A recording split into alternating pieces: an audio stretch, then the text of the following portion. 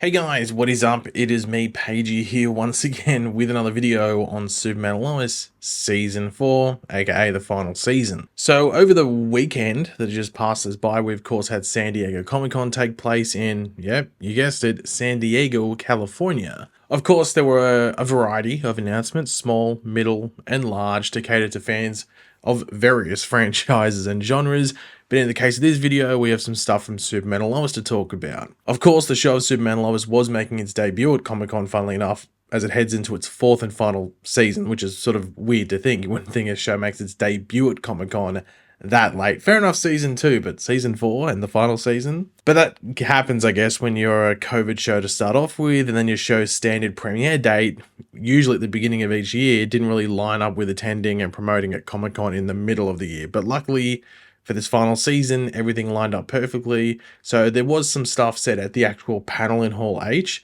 Only thing I've noted, at least for this video, that I want to mention here is that there is a new suit for season 4. We didn't get a look at it; they didn't show us or anything like that. But we did see a set photo of Tyler Hoechlin in a suit in the series finale. But we couldn't really tell if there was any really differences. But it's a set photo; you don't get this necessarily the most clear picture. So I guess it'll be for the show to tell us, I guess, or at least show us some more detail what the changes there when we get a better look at it. But maybe this new suit isn't a standard blue one, and it's not the one that we saw in the series finale when they're filming. Maybe it's for another part of the season. Maybe it's a bit special and worn around that middle part of the season in itself and nowhere else. I guess we'll have to wait and see. I don't know. But in this video, we are going to go over some stuff that was said in interviews throughout the Comic-Con weekend. So outside of the panel itself with the cast and crew, the ones that they took part in. So yeah, some interesting stuff to go over. But of course, throughout the video, be sure to let me know in the comment section down below your various thoughts on all the stuff we go over here. Anything you want to let me know, any theories, let me know. I'm always curious to read. And of course, if you are, or if you go on to enjoy the video and want to show your support, drop a like, takes 2 seconds. So the first thing to talk about is actually something pretty interesting, which I did actually wonder if this would be the case, because we knew that it had happened on the Lois Lane side of things, where Bitsy Tulloch and Rachel Brosnahan, who's playing Lois Lane in the James Gunn Superman movie, we know that they'd had some conversations, or at least, exchanged messages on social media, I think in private first and then publicly. We're wondering, okay, what was that going to happen on the Superman side? Well, Tyler Hoechlin actually revealed that he received a letter from the new Superman, David Corenswet, when they were close to wrapping up the final season. I don't think the show had actually finished filming at that point. I think it was towards the end of it roughly, but this is what Tyler had to say. I'm very honored and privileged to have been a part of this and super happy to pass it off to David. I'm sure he's going to do a great job. He actually did send a really nice letter as we were wrapping up, so that was really lovely of him to do. But yeah, I wish him the best. So this is just really cool to hear, that there was some exchange there. I know there's people on social media that are hoping that at the premiere for James Gunn's Superman, I guess that all the former Superman would show up. But I mean, that didn't happen with Man of Steel. I don't know if it happened with Brandon Routh's take. Then again, that was a bit earlier, and then Smallville stuff was still going at that point. I don't know, maybe that might happen. I guess James Gunn can decide the guest list. I'm not too sure.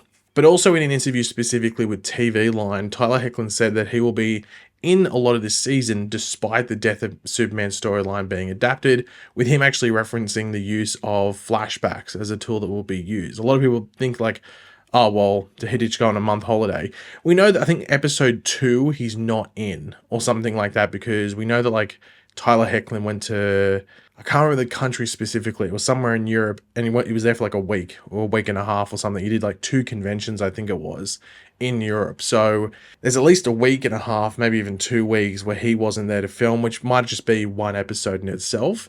And I'm thinking that might be episode 2 or maybe episode 3. But, we know there's also going to be flashbacks. Of course, we know that Daily Planet will be showing up in flashbacks, and we'll see more of Clark and Lois's time working there before moving back to Smallville, and maybe even before they even had kids and became parents. Jimmy Olsen, of course, is going to be a character that will be showing up this season. There's a bit of a reference to him later in this video from another quote or another question that was asked to the showrunners, but we know he's going to be there. It could be in flashbacks, or just the present day, or maybe a bit of both. I think if we're going to get Jimmy Olsen, we'll see some of him in the Daily Planet in flashbacks, and then also in the present day, but I guess that's a wait and see.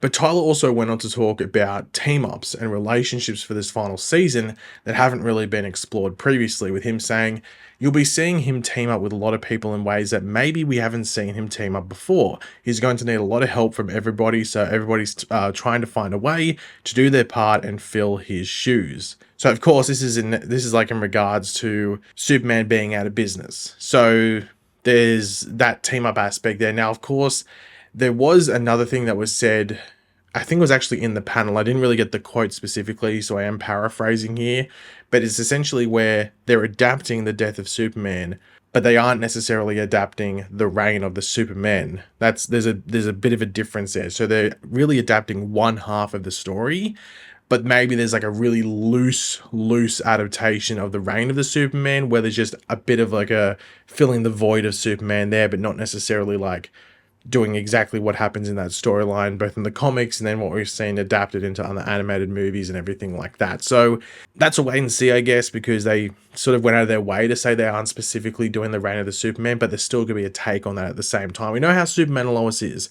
They'll adapt something from the comics, whether it's a villain or an actual storyline, but they put their own flair on it. So I'm expecting that with the Death of Superman story anyway. There's already a hint of that, I guess, in the trailer, where it seems like Doomsday doesn't die, where Superman dies, but Doomsday doesn't.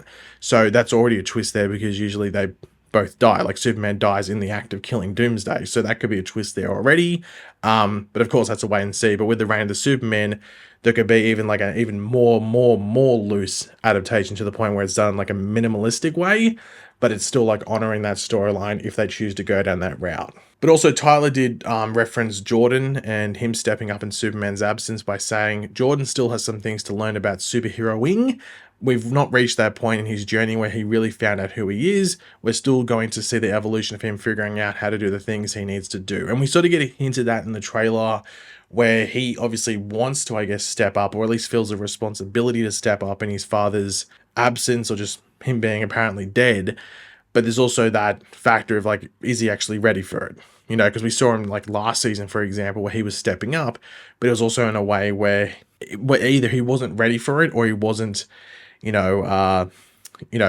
being focused around it at the same time. He was, being like very tally-ho, like just jumping at it without thinking too much. And that's a part of the responsibility, is actually being responsible around it and being prepared, and he really wasn't. So that might be a big journey for him in these early episodes potentially, or it's something that he really struggles with. But it also could be the fact that he wants to do it, he wants to be this hero, but he also has the pressure because he doesn't have his father there to back him up, where previously it was almost like a fail-safe that his dad was there to protect him if, shit hit the fan, essentially, if you want to put it that way.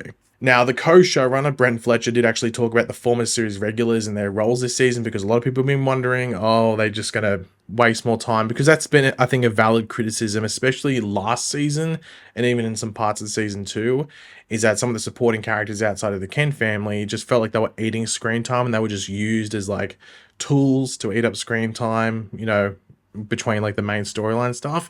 But this is what Brent Fletcher had to say. They all come back, and we made sure to give everyone who had been a regular on the series a closing out to their character arcs. They all get a real story, and you kind of know where they are into the future. So that last bit there is pretty interesting. Now, we know that there's going to be, like Sam Lane's only in like the first 2 or 3 episodes or something. We know that like, it looks like Kyle and Chrissy, I think Chrissy's pregnant in the set photos from memory, so they're going to go on and have that kid. Obviously that was announced, revealed last season that she was pregnant, but she's still pregnant while we're in the season. And then, of course, with like Sarah and Lana, you expect there to be some sort of like tying up, or at least like pushing as to where those characters go going forward. But it is interesting that he mentions like we kind of know where they are into the future, because there was that set photo which suggests that we might have a flash forward in the series finale and showing where certain characters are, whether it's every single character or just a certain amount that they brought back for the series finale. So that might be even more confirmation of it, but I don't know, that's for you to have a think about, I guess. And interestingly, Todd Helbing actually said this about Smallville, like the actual town of Smallville. He said, Smallville really becomes a massive character this season in a way it hadn't been in the first 3. All of the other townsfolk that you've gotten to know, you get to know a little bit more. Now, I think this is just to replace, I guess, they're not being those former series regulars. So while you might have Sam Lane in a couple of episodes, Lana and Sarah in a couple of episodes, Kyle and Chrissy, John Henry and Natalie and stuff. They're obviously going to have their own storylines and character arcs wrapped up as well. And you're going to have, I guess, Smallville feel like it's alive. And also if like Lois goes into town or Clark goes into town or Jordan or Jonathan goes into town or something, there's people there that they interact with it, whether it's them going into a shop or whatever it is. So I guess it has to be there, and you're going to have people filling that void. And there might have been people that had like one line randomly. They might have like a line here or there throughout the entire, they might have like 4 lines in total in a previous season. And now in this season, they have, you know, double, triple, quadruple, 10 times the amount of lines because they're filling in that void of those former series regulars leaving. So that's not too much of a surprise, but I am interested to see how that changes the dynamic of the show and also where maybe the show centers certain characters as well. And finally, the showrunners did sort of combine a statement on Jimmy Olsen's debut on the show and just, I guess, like his, like this type of Jimmy in this world and maybe how it differs to previous interpretations. Rather than making him a super quirky, dorky photographer guy as he's represented in many adaptations, Superman and Lois's Jimmy is the life of the party. He's the guy that everybody at the office loves. Everybody wants to be Jimmy Olsen's friend, especially Clark Kent. So we have a story developed around that dynamic, which to me, this is like a big of a twist, because I think in some previous videos, I was sort of flipping it the other way, where Jimmy Olsen really wants to be Clark Kent's friend. But I guess if Clark's always presenting himself as a bit of a like a dorky, quirky, clumsy, fumbly sort of dude, I don't know if you can make Jimmy Olsen the exact same kind of character. So I'm very interested to see how they present Jimmy Olsen. And I wonder if it's like he was like, maybe when he first came in, he was sort of like that, like a bit quirky and dorky, as they're saying there, but then he grew more confident, becomes the Jimmy that we're going to see in the show. And there might be a difference, especially if we see him in flashbacks. But I'm just intrigued to see where they place Jimmy Olsen in this world and why he shows up. I would assume the Lex Luthor factor is probably going to be a big thing if we see him show up in the present day, like we're led to believe, but also just, you know, I want to see how there's a bit of growth there potentially, and also how much he factors in. Like I think he debuts in episode 7 or 8. At least that's that's like around the time they made the announcement that this character was coming in. But maybe he filmed for some earlier episodes and they were able to keep it a bit more private. I'm not too sure, but I'm excited to see this interpretation. But yeah, there is some other stuff that was said about the show. There's actually like a panel breakdown, but I wanted to do that in a separate video because it's just specifically stuff in the panel. And also another description of another sneak peek that wasn't shown. That wasn't released publicly, sorry. So the people at Hall H got to watch it, but it wasn't released publicly. So that's going to be in another video they'll probably release in the next 2 or 3 days. So keep your eyes out for that, but I didn't want to make this video too long. But yeah, guys, thanks for watching. Hopefully you enjoyed the video. If you did, it'd be awesome. You could drop a like and show support. Let me know in the comment section down below your various thoughts on this stuff that we went over. Always curious to read what you guys are thinking. And of course, if you are new to the channel, make sure to subscribe and I'll catch you guys later. Goodbye.